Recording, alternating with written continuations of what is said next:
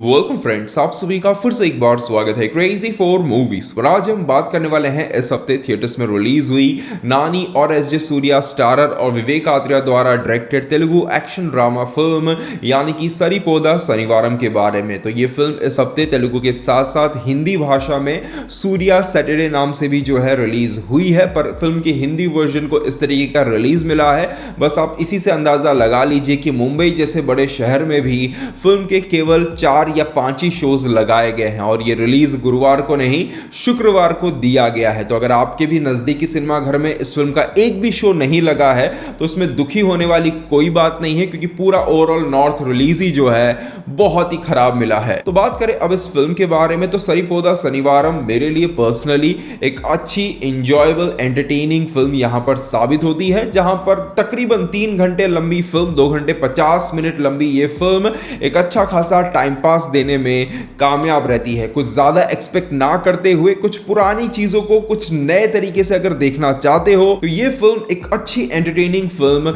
साबित होती है। पर इस फिल्म को देखने से पहले एक चीज जो आपको ध्यान में रखनी होगी उससे मैं यहां पर पहले मेंशन करना चाहूंगा कि देखिए इस फिल्म का जो 50% स्ट्रेंथ है वो है यहां पर एस जे सूर्या और फिल्म के म्यूजिक डायरेक्टर जेक्स बिजॉय, और बाकी 50% आप कह सकते हैं नानी और विवेक आत्रेय ने यहां पर रखा है। पर जो पहला 50% है उसकी अगर मैं बात करूं तो ये पहला 50% आप हिंदी वर्जन में कितना एंजॉय कर पाओगे ये कह पाना बहुत ही मुश्किल हो जाता है। खास करके इस फिल्म के हिंदी ट्रेलर को देखने के बाद, जहां पर एस जे सूर्या को जो वॉइस दी गई है उसे सुनने के बाद ये बहुत ही बड़ा सवाल बन जाता है कि क्या एस जे सूर्या के कैरेक्टर को आप तेलुगु वर्जन में जितना एंजॉय करोगे उतना हिंदी वर्जन में कर पाओगे या नहीं। देखिए इसमें कि मैं किसी डबिंग आर्टिस्ट की, स्टूडियो की, किसी की भी जो है यहां पर गलती नहीं रखना चाहूंगा, क्योंकि आज की डेट में एस जे सूर्या जिस तरीके की परफॉर्मेंस दे रहे हैं वो एक तो इतनी लाउड हाई पिच की परफॉर्मेंस रहती है,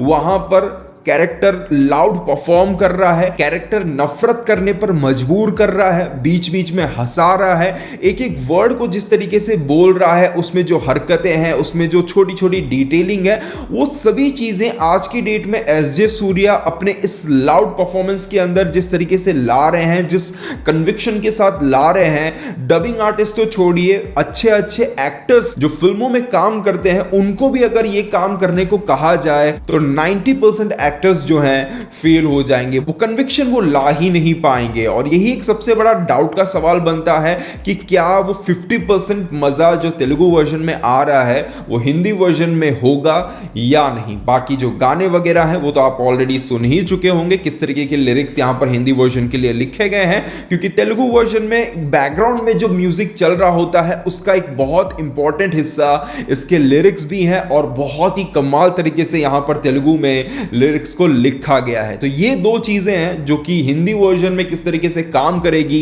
वो हिंदी वर्जन को देखने के बाद ही जो है कहा जा सकता है। अब आइए बात करते हैं फिल्म के बारे में। तो देखिए मेरे पर्सनल ओपिनियन में आज की डेट में एक नए सब्जेक्ट को पकड़ते हुए, एक फ्रेश कंसेप्ट को पकड़ते हुए एक फिल्म को बनाना जितना मुश्किल काम है उससे थोड़ा ज्यादा मुश्किल है पुराने आइडिया को पकड़ते हुए एक इंगेजिंग फिल्म को बनाना। और ये जो दूसरा काम है, इस काम को कहीं ना कहीं विवेक आत्रेय ने फिल्म सरिपोदा शनिवारम के अंदर कमाल तरीके से किया है। कुल मिलाकर अगर देखा जाए तो पूरी फिल्म के अंदर सेंटिमेंट, गुस्सा, डर और साहस, इन कुछ इमोशंस के साथ जो है डायरेक्टर ने खेला है। इन्हीं चीजों को जो है स्क्रीन प्ले में बहुत ही कमाल तरीके से यहां पर यूज किया है। जहां पर फिल्म की शुरुआत में ही नानी का जो कैरेक्टर है सूर्या नाम का, उसका और उसकी मां के बीच का जो सेंटिमेंट है उसे इतनी मजबूती से एस्टैब्लिश किया जाता है कि कैरेक्टर शनिवार के अलावा किसी और डेट को मारेगा ही नहीं।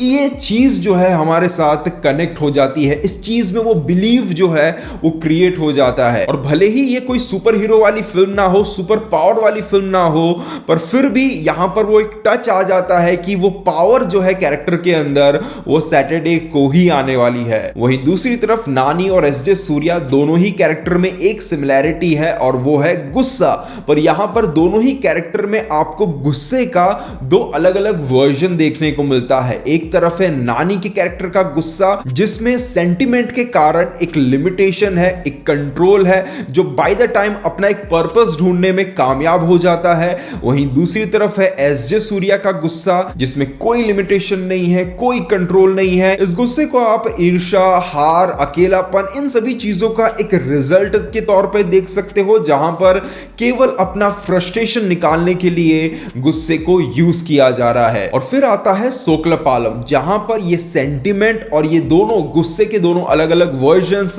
एक नींव रखते हैं डर और साहस के बीच में होने जा रही एक लड़ाई के लिए। और इन सभी इमोशंस को जिस तरीके से स्क्रीन प्ले में उतारा गया है वो कमाल का था। खास करके फिल्म का जो फर्स्ट हाफ था वो जस्ट ब्रिलियंट था। एक मसाला कमर्शियल फिल्म के हिसाब से अगर आप देखोगे, कमाल तरीके से यहां पर चीजों को लिखा गया है, जहां पर इमोशंस, आइडिया भले ही देखे दिखाए हो सकते हैं पर उन्हें प्रेजेंट करने का तरीका काफी फ्रेश था। उन्हें स्क्रीन प्ले में जिस तरीके से रखा गया है वो आइडिया जो है काफी यूनिक था। फिल्म फर्स्ट हाफ में एक प्रॉपर मसाला फिल्म के तौर पे नजर आती है, जहां पर मासी सीन्स हैं, जहां पर प्रॉपर एलिवेशन है, जिसका मैं 50% क्रेडिट फिल्म के म्यूजिक डायरेक्टर को देना चाहूंगा। कुछ ऐसे मोमेंट्स हैं जहां पर हमारे चेहरे पर मुस्कान बनी रहती है, कुछ अच्छे खासे ऐसे सीन्स हैं जो ऑर्गेनिक तरीके से हंसाने में कामयाब रहते हैं। और इन सभी के ऊपर है एसजे सूर्या, जो कहीं ना कहीं डायरेक्टर साहब का काम बहुत ही आसान कर जाते हैं। मान लीजिए राइटिंग के अंदर अगर डायरेक्टर साहब ने यहां पर इस तरीके का सीन लिखा है जिसे देखने के बाद आप किसी कैरेक्टर से इतनी नफरत कर सकते हो, उस सीन में एसजे सूर्या इस लेवल की परफॉर्मेंस दे जाते हैं कि वो नफरत इतनी ज्यादा हो जाती है, जिससे डायरेक्टर का जो काम है वो अपने आप बहुत ही आसान हो जाता है और आने वाले मास मोमेंट को एक बहुत ही सॉलिड स्टेज मिल जाता है। उनकी कहानी को अगर आप देखोगे तो कहानी काफी स्ट्रेट फॉरवर्ड है, ना कोई ट्विस्ट, ना कोई टर्न, ऐसा कुछ भी आपको फिल्म की कहानी में देखने को नहीं मिलता है। एक पॉइंट के बाद फिल्म काफी ज्यादा प्रिडिक्टेबल भी बन जाती है, पर यहां पर नानी और एसजे सूर्या के कैरेक्टर को जिस तरीके से लिखा गया है और इन दोनों ही एक्टर्स ने उसे जिस तरीके से प्रेजेंट किया है वो इतना कमाल का है कि फिल्म के अंदर ये कैरेक्टर XYZ सिचुएशन में किस तरीके से रिएक्ट करेंगे ये देखने की जो एक इच्छा है फिल्म के अंदर वो बनी रहती है, जिस कारण से एक प्रिडिक्टेबल स्क्रीन प्ले के बावजूद भी फिल्म इंगेज करने में काफी हद तक कामयाब हो जाती है। फिल्म के अगर कुछ प्रॉब्लम्स के बारे में बात करूं या फिर नेगेटिव्स के बारे में बात करूं तो फिल्म की असली प्रॉब्लम स्टार्ट तब होती है जब फिल्म खत्म होने की तरफ बढ़ रही होती है, यानी कि फिल्म जब अपने क्लाइमेक्स की तरफ बढ़ रही होती है तब असली प्रॉब्लम स्टार्ट होती है, जहां पर कह सकते हैं ये जो सवाल थ्रू आउट द फिल्म बना रहता है कि इस सिचुएशन में ये कैरेक्टर्स किस तरीके से रिएक्ट करेंगे, वो सवाल लगभग गायब सा होने लगता है और नया सवाल वहां पे डेवलप होना स्टार्ट होता है कि अब यहां से हीरो जो है विलन से कैसे जीतेगा। पर ये सवाल फिल्म के अंदर प्रॉपर तरीके से सेट ही नहीं हो पाता है। और इसके पीछे का जो सबसे बड़ा कारण है उसकी अगर मैं बात करूं तो फिल्म की कहानी में नानी और सूर्या इन दोनों का ही जो कैरेक्टर है इनकी अपनी कहानी चल रही है। ये एक्चुअली में एक दूसरे के साथ लड़ना नहीं चाहते हैं, इनके अपने अपने अलग प्रॉब्लम्स चल रहे हैं लाइफ के अंदर, पर ये कैरेक्टर्स आगे जाकर क्लाइमेक्स की तरफ जब कहानी बढ़ेगी तब जाकर एक दूसरे के साथ टकराएंगे। अब यहां पर प्रॉब्लम ये आ जाती है कि नो डाउट एसजे सूर्या का जो कैरेक्टर है वो सनकी नजर आता है, वो रूथलेस है और कह सकते हैं कि इस कैरेक्टर को एसजे सूर्या ने 200% कन्विक्शन के साथ पर्दे पर पेश किया है। पर अगर आप यहां पर देखोगे तो कहीं पर भी कैरेक्टर राइटिंग लेवल पर सूर्या या फिर कहें नानी के कैरेक्टर को जो है चैलेंज नहीं कर रहा है। अगर आप एक एज अ विलन उसे अगर आप देखोगे कि विलन कहानी में कितना स्ट्रांग है, उसकी स्ट्रेंथ को अगर आप देखोगे तो वो कहीं पर फिल्म के अंदर थी ही नहीं। यहां पर विलन इसीलिए मजबूत कुछ सीन्स में नजर आता है क्योंकि वहां पर सेंटिमेंट जो है ऑलरेडी बहुत स्ट्रांग है, क्योंकि नानी का कैरेक्टर कभी मां का, कभी बहन का, कभी गर्लफ्रेंड का सेंटिमेंट यहां पर फॉलो कर रहा होता है। इसी कारण से विलन का कैरेक्टर जो है स्ट्रांग नजर आ रहा होता है। दूसरी तरफ यहां पर जो सोकलपालम के जो लोग हैं जिनके ऊपर इस कैरेक्टर का बहुत ही बड़ा खौफ छाया हुआ है, ये खौफ केवल इस कैरेक्टर की वजह से नहीं है, इसके पीछे उनकी पास्ट में बहुत बड़ी हिस्ट्री रह चुकी है जिस कारण से उनके अंदर वो साहस डेवलप ही नहीं हो पाया इससे टकराने के लिए। तो यहां पर कुछ ऐसे फैक्टर्स हैं कहानी और स्क्रीन प्ले के अंदर जो एसजे सूर्या के कैरेक्टर को बहुत ही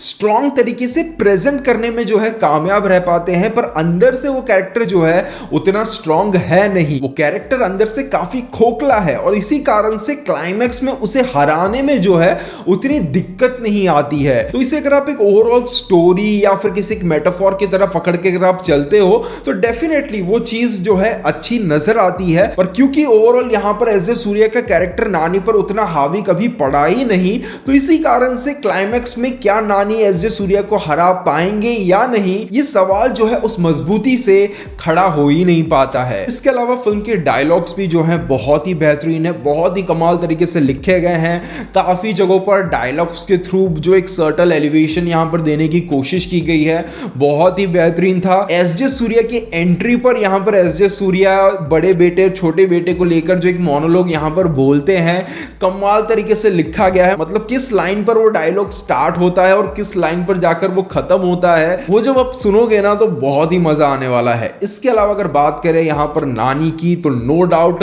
नानी कहीं पर डिसअपॉइंट नहीं करते हैं। एक्शन, इमोशन, इवन कॉमेडी के अंदर भी जो है कहीं पर भी 1% की भी जो है उन्होंने कमी नहीं छोड़ी है। तो ओवरऑल अगर कहा जाए तो फिल्म सरिपोदा शनिवारम डेफिनेटली एक वॉचेबल एंटरटेनिंग फिल्म है, जहां पर अगर आपको एक स्ट्रेट फॉरवर्ड स्टोरी के साथ एक इंगेजिंग स्क्रीन प्ले देखना है और कमाल की परफॉर्मेंस देखनी है तो आप इस फिल्म को बहुत ही आसानी से एक बार देख सकते हो। तो ये था मेरा ओवरऑल ओपिनियन इस फिल्म को लेकर। अगर आपने फिल्म देख ली है तो आपको फिल्म कैसी लगी है कमेंट सेक्शन में जरूर बताइएगा। मिलते हैं हमारे अगले वीडियो में, तब तक के लिए बाय बाय, टेक केयर।